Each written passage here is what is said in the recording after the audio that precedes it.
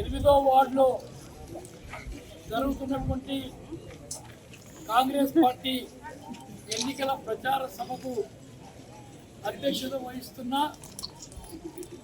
పెప్పేర్ పట్టణ కాంగ్రెస్ కమిటీ అధ్యక్షుడు కౌన్సిలర్ మిత్రులు శ్రీ వెంకటరాములు గారు, ఈ కార్యక్రమంలో పాల్పంచుకుంటున్న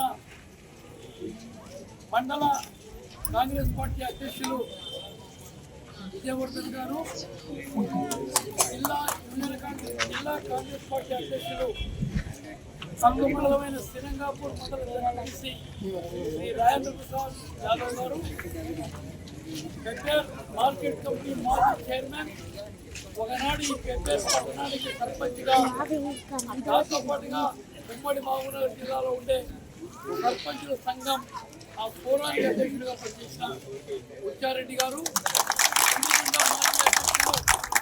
రామరెడ్డి గారు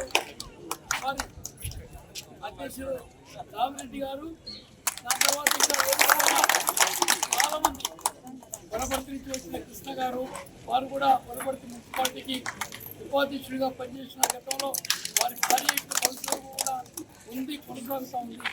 ఆ మాదిరిగా అందరూ చాలా పెద్ద పెద్ద నాయకులు మన నియోజకవర్గంలోనే అందరూ వచ్చినారు. వాళ్ళందరినీ పేరు పేరున సంబోధించినట్టుగా భావించాలనుకుంటూ మా ఎదురుగా కూర్చున్న మా అమ్మలకు, మా అక్కలకు, చెల్లెళ్లకు, అన్నలకు, తమ్ముళ్లకు, అదే మాదిరిగా కాంగ్రెస్ పార్టీ ముఖ్య నాయకులు, కోఆప్షన్ మెంబర్ ఈ మీటింగ్ ఏర్పాటు చేసిన పుస్తక్ గారికి నా ముఖ్యంగా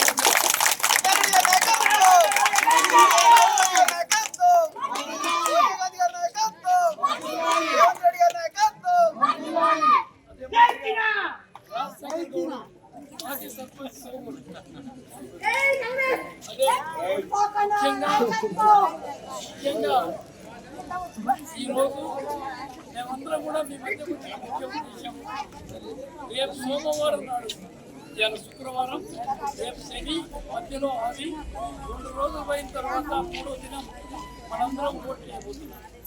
మీరు 5 నెలల క్రితం ఓట్లు వేసినారు. మీరు వేసిన ఓటు వల్ల కాంగ్రెస్ పార్టీ అధికారంలోకి వచ్చింది. రేవంత్ రెడ్డి గారు ముఖ్యమంత్రి అయినారు. రేవంత్ రెడ్డి గారు ముఖ్యమంత్రి అయిన సందర్భంలో మనం జ్ఞాపకం చేసుకోవాలంటే 2 పర్యాయాలు గెలిచినటువంటి టీఆర్ఎస్, 2 పర్యాయాలు ముఖ్యమంత్రిగా కేసీఆర్. ప్రజలే అనుకున్నారు ఈసారి కేసీఆర్ ఓటేయద్దు, ఈసారి టీఆర్ఎస్ ఓటేయద్దు, కాంగ్రెస్ వేద్దామని మీరు 6 నెలల క్రితమే నిర్ణయం చేశారు. ఎందుకంటే ఎన్నికల కన్నా ముందు ఇల్లు తిరిగా, పెప్పేరులో మీ ఇంటికి వచ్చానమ్మా, నేను ప్రతి ఇల్లు తిరిగా, మొత్తం నియోజకవర్గంలో ప్రతి ఇల్లు తిరిగా.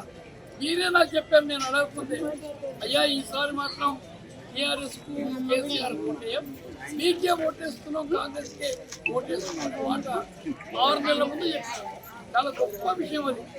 ఆ పార్టీ పైన ఎంత వ్యతిరేకత ఉంటే ఆ నిర్ణయం వారు చేసిన చెడు పనుల వల్ల అంత వారు 2 సంవత్సరాల క్రితమే పిసిసి అధ్యక్షుడై రాష్ట్ర వ్యాప్తంగా కాలుకు బలమం కట్టుకొని రాత్రునక, పగలనక, ఎండనక, వాననక, చలనక పెద్ద ఎత్తున తిరిగి పార్టీని పునర్జీవనం చేయడం జరిగిందనే మాట కూడా నేను మీతో తెలియజేస్తున్నాను.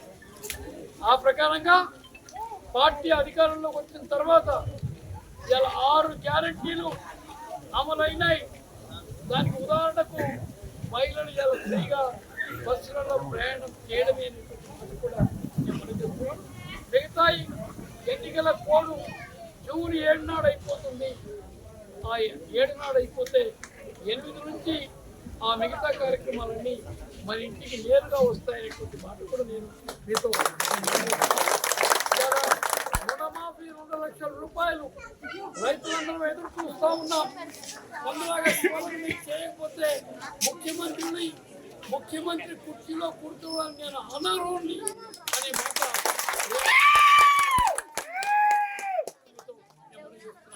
అదే మరి రైతు బంధు ఈ కార్యక్రమాలన్నీ పెద్ద ఎత్తున తెలంగాణలో అమలవుతూ ఉన్నాయి. నేను రాజేంద్ర గారు చెప్పినట్టుగా గత 7 రోజుల నుంచి దినానికి ఒక మండలం చొప్పున మండలంలో ఉండే అన్ని గ్రామాలు నేను అడిగేస్తున్నాను. ఏ గ్రామంలో ఇలాంటి మీటింగ్ జరిగినా నేను మొట్టమొదటి అడుగుతా ఉన్నాను, అమ్మ కాంగ్రెస్ పరిపాలన బాగుందా, రేవంత్ రెడ్డి గారు ముఖ్యమంత్రిగా మంచిగా పరిపాలిస్తుందా అని అడిగితే ఏ ఒక్కరు కూడా బాగలేదని చెప్పాలి. అందరూ బాగుందని చెప్పాడు. చాలా గొప్ప విషయం ఇది. ప్రతి ఒక్కరు కూడా ప్రభుత్వం బాగుంది,